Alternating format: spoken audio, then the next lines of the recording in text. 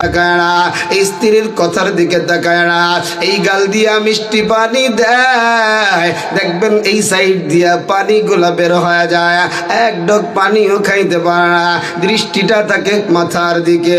কাউকে জাগরে আজকে বড় ওই জিবরাইল আজরাইল মাথার কাছে দাঁড়াইয়া গেছে রে ভাই, আজকে আর পার পাওয়ার কোনো সুযোগ নাই। বেঈমান বেনামাজি সুদখোর জিনাকার এদের আত্মাগুলা সারা শরীরের মধ্যে খালি দৌড়ায়। আজরাইল ওই আগুনের তৈরি মুগুরটা দিয়া আমার তোমার বৃদ্ধাঙ্গুল পায়েরা ওই জায়গা থেকে পিটায়া পিটায়া ওই আত্মাটাকে এমন কইরা বের করে রে যুবক, আত্মাটা যখন আর বের হইতে চায় না, ওই যে হাতের মধ্যে একটা কাটা চামচ, কাটা চামচটা যখন দেহের মধ্যে আজরাইল ঢুকাইয়া দেয়, কাটা চামচ তো আল্লাহর কুদরতি একটা চামচ, আল্লাহর বান্দা বান্দির যতগুলো রগ আছে সব রগগুলা জয়েন্টে জয়েন্টে লাগা যায়। এরা যুবক তুজুরে আমার নবী বলে ওই মানুষটার কষ্টের এত আওয়াজ তামাম দুনিয়ার যত হাইওয়ান জানোয়ার আছে সবাই বুঝতে পারে, খালি শুধু মানুষ বুঝতে পারে না। এ কোটালি পাড়ার যুবক একটা বার একটু চিন্তা করো রে বাবা, এ আমার পর্দার আড়ালের মা ও বোনেরা একটা বার একটু চিন্তা করে না, আজরাইল যেদিন ধরবে রে ওই দিন কাউরে বইলা যাওয়ার সুযোগ থাকবে না। স্বামী আর স্ত্রী একই বিছানায় ঘুমায়। এর যুবক অনেকের স্বামী ঘুম অবস্থায় মারা যায়, স্ত্রী সকালবেলা কান্না করে আর বলে প্রাণের স্বামী গো আজকে 30টা বছর সংসার করলা, যাইবার কালে একটু বইলা গেল না, কারণ আজরাইল যখন ধরে একটা মিনিটও বইলা যাওয়ার টাইম দেয় না। আজরাইল যেদিন তোমার আমার কলজের ভিতরে আঘাত করবে রে যুবক, ওই কলজার রগ গুলা টাস টাস করে ছিঁড়ে যাবে। এর যুবক ভাই তোমার আমার দেহ থেকে প্রাণ পাখিটা বের হইতে না হইতে তোমার আবার মাথার নিচের বালিশটা টান দিয়ে সরায় ফেলে, তোমার আবার দেহ থেকে প্রাণ পাখিটা বের হইতে না হইতে ওই যে বাগান বাঁশের বাগান বাঁশের সারা দিনের বেলাও মানুষ যাইতে ভয় পায়, এমন জায়গায় তোমার আর আমার জন্য দরজাবিহীন জানালাবিহীন একটা ঘর বানায়, তোমার আমার পেটের সন্তানটা তোমার আমার কলজার সন্তানটা তোমার আমার বিদায় দেওয়ার জন্য কোটালীপাড়া বাজারে সাদা কাপড়ের জন্য চলে যায়, তোমার আমার সন্তানেরাই তোমার আমার জীবনের শেষ গোসল করাইবার জন্যে গরম পানি চুলায় উঠাইয়া দেয়। চুলায় যখন পানি গরম হয় তোমার আমার বাড়ির উঠানের একটা কোনায় সুন্দর করে মশারি টানায়া, মশারির চতুর্দিক দিয়া পর্দা দিয়া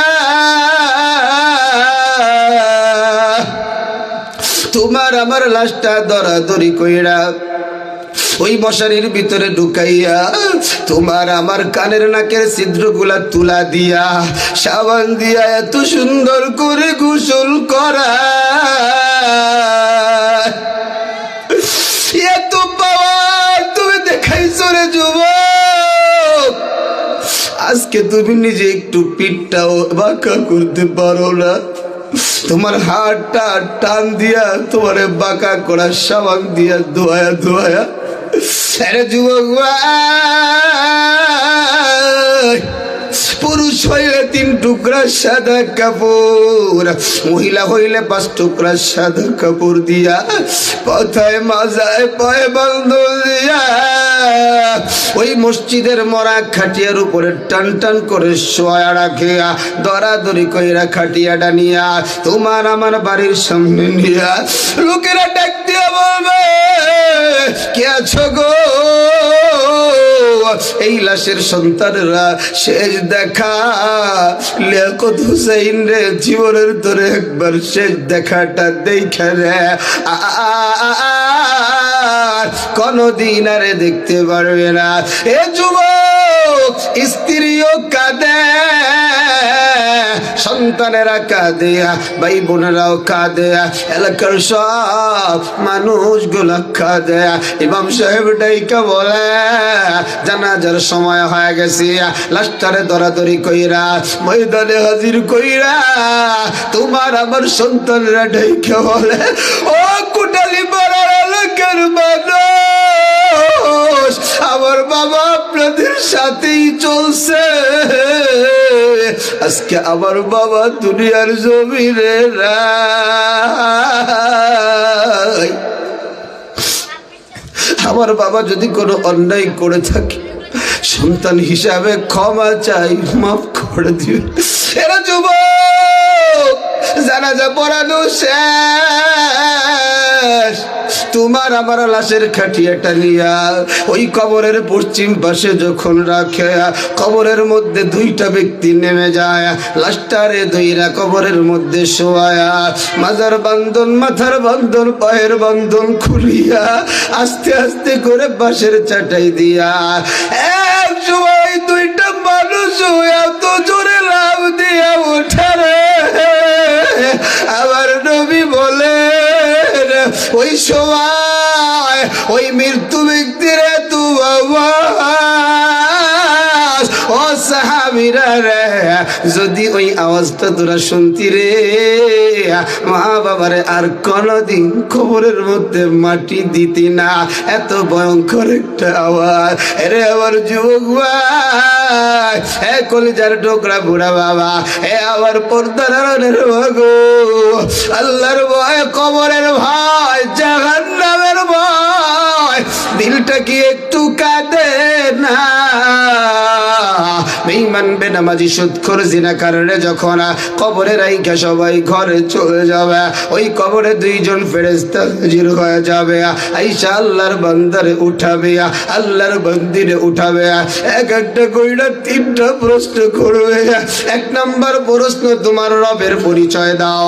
2 নাম্বার প্রশ্ন, তোমার ধর্মের পরিচয় দাও। 3 নাম্বার প্রশ্ন, তোমার নবীর পরিচয় দাও। আল্লাহর বান্দা তো দুনিয়ার যাবে রে, কোনদিন নামাজ পড়ে না, দুনিয়ার জমিনে কোনদিন ধর্ম মানে নাই, দুনিয়ার জমিনে কোনদিন নবীর আদর্শ মানে নাই। আল্লাহর বান্দা তাকায়া তাকায়া ফেরেশতাদের দিকে তাকায়া চোখের পানি ঝরায় আর বলে, লা আদরি, আমি জানি না। ওই ফেরেশতারা বলে, আলাম ইয়াতিকুম নাযীরা, তোমাদের এলাকায় কি ওয়াজ মাহফিল হয় নাই?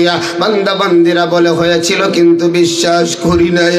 আবার আল্লাহর গায়বী আওয়াজ, কাযাবা আবদি, ও ফেরেশতা, আমার এই বান্দা বান্দি বড় নেমো খারাপ, দুনিয়ার জমিনে আর পরেও আমি খাওয়াইছি, কারণ দুনিয়ার জমিনে আমি ছিলাম রহমান, আমি ছিলাম রহিম, আজকে আর নেমো খারামটারে খাওয়াবো না, আজকে আর মিষ্টি মিষ্টি কথা শোনা যাবে না।